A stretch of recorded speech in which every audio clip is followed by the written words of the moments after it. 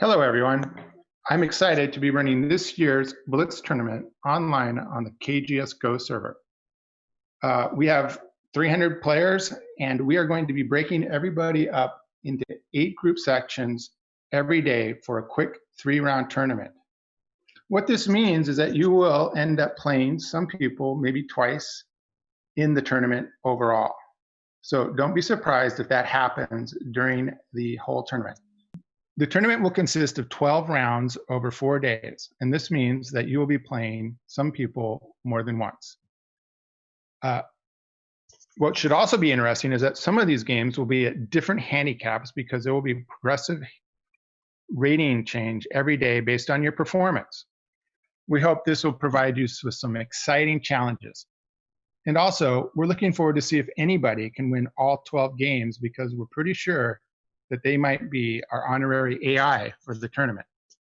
I'm looking forward to having a spirited week of Go on the KGS Go server for the online US Go Congress. One of the aspects of this tournament is it's going to be a Blitz tournament. And this means that sometimes things are not going to be optimal. We need to have a positive attitude when we're playing in the tournament and recognize that some games will be lost, not because of our play, but because of the environment in which we're playing. Registration for the Blitz tournament will be open until Sunday night at 6 p.m.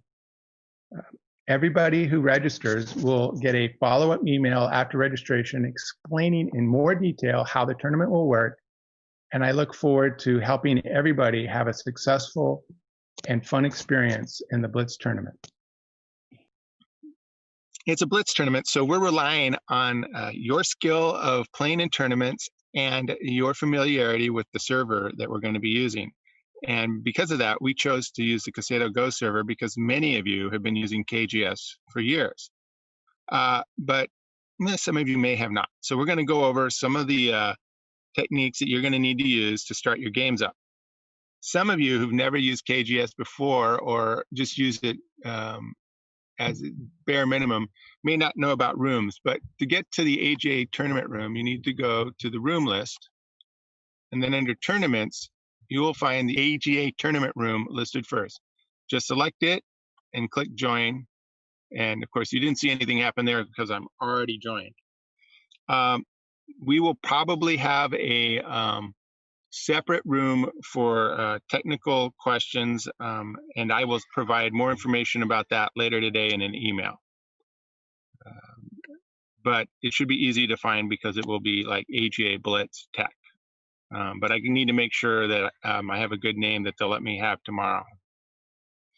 Before each day, we'll have everybody broken down into 8, 7, 6, or 4-person tournaments, and you'll know who you're going to be playing in the first round, and it falls on you to start those games. So let's see how we start a game. One of you needs to start the game, and the other person's going to select it. So when I do it, I put in for player X, and let's say I'm going to be playing Jan Boley, although that makes no sense because I am Jan Boley. I want the game to be free, so I make sure it's free. I want the rule set to be AGA, so I make that AGA. Main time is going to be 5 minutes, so you put in 5:00. And once you put this in one time, every time you bring this up, it'll be set appropriately for this. Biyomi time is 0 minutes and 10 seconds, so it's 0:10. And then Biyomi periods is 3. And then you're going to select OK, and it will show up in the tournament game list under AGA tournaments. And you wait for your opponent to select it, and you guys will make sure the handicap is correct, and I'll talk more about that later. And you can start your game. Most of the sub-tournaments are going to be pretty straightforward, and once your rounds are finished, you'll know who you're going to play next, and you can just start those games once your opponent is ready. So although we've got 3 hours allotted for the tournament, I'm expecting some of the sub-tournaments are not going to take that much time. Now let's talk about how we're going to be pairing in the tournament. All right, here we have the bracket for the 8-player tournament. And you'll be assigned a letter A, B, C, D, E, F, G, or H at the beginning of the day. And so A will play B in game 1, B will play will play D in game 2. E will play 4 in game 3, and G will play H in game 4. And you've got the winner's bracket. It's pretty straightforward. Everybody can see that whoever wins game 12 is the winner of the sub tournament for that day. Down at the bottom, you got a loser's bracket where you got the loser of game 1 plays the loser of game 2 in game 5, etc. This bracket, I think, makes a lot of sense. I'm not going to talk a lot about it, but you use that to determine who you're going to play in the 3 rounds. And the first round is already decided for you. In addition, each player is going to be told what their rank is for the day, and you'll start out with your tournament rank that you signed up with. But as the tournament goes on, those ranks may adjust somewhat based on your performance in the tournament. So it'll make the tournament get a lot harder for those who've been very successful at the beginning. But being successful in the beginning will be better for tie-breaking points and stuff like that. I'm going to have more on that, but that's going to be coming in an email because we're still in the process of figuring some of those issues out, and we want to make sure that tie-breaking stuff is well thought out before we start our first set of games. All right, now I'm going to switch over to a 7-bracket game. Here we've got a 7-player sub-tournament, and as you can see, player A gets a bye in round 1.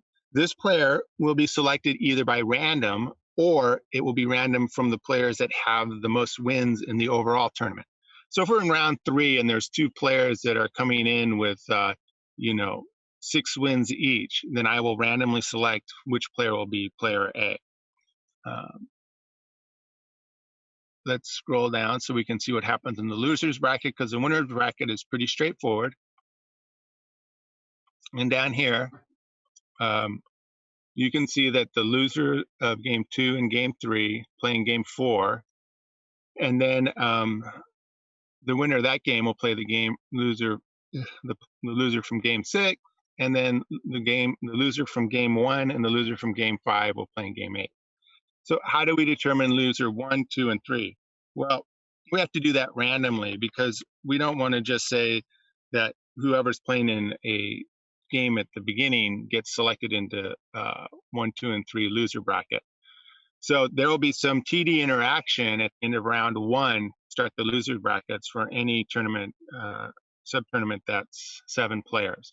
So we'll need a little bit of patience with the TDs as we set that up, but it won't take us that long to figure that information out. And I have 2 people helping me, and the first day we're gonna probably be learning a bit about what the demands are on our time, and we'll have some rough patches, but we'll get those worked out. And by the end of the tournament, I think everything will be running smoothly, and I'm hoping that smoothness will start to show up on the second day. All right. Now I'm going to switch to the 6-player bracket, and I'm sending all these brackets to everybody in an email later today. In the 6-player bracket, we have a slight issue. Everybody goes, well, why don't you have everybody play in the first round? Well, we actually give 2 byes so that we get a clean winner. If everybody plays in the first round, we end up with some messiness that can happen in the second round into the third round. So just like in the 7-player bracket, the A player and the B player will be selected randomly among the players who have the best incoming performance in the overall tournament. And so we get some unfortunate byes in a 6-player bracket, but it's part of the not being optimal. But it's a Blitz tournament, and we got to find people who are going to win the sub-tournaments without any question about who won them. All right, so that's 6-player. 4-player, super straightforward. Everybody's played in 4-player tournaments, I'm assuming, where, the winners play the winners, the losers play the losers. That bracket will be included, but I don't think I need to show it to you. I will be logged on to the KGS Go server at 9:45 a.m., 15 minutes before every tournament. I believe I will have the groups already pre-assigned at 9:30. So we've got some time to get everything going. In addition, we will start with the highest level players and get their bands going first, and then work our way through the tournament until we've got everybody playing. We don't know how long that'll take. It could go super fast depending on the skill of the players with KGS, and also the ability of the TDs to work through all the issues that will come up when we're all signed in tomorrow.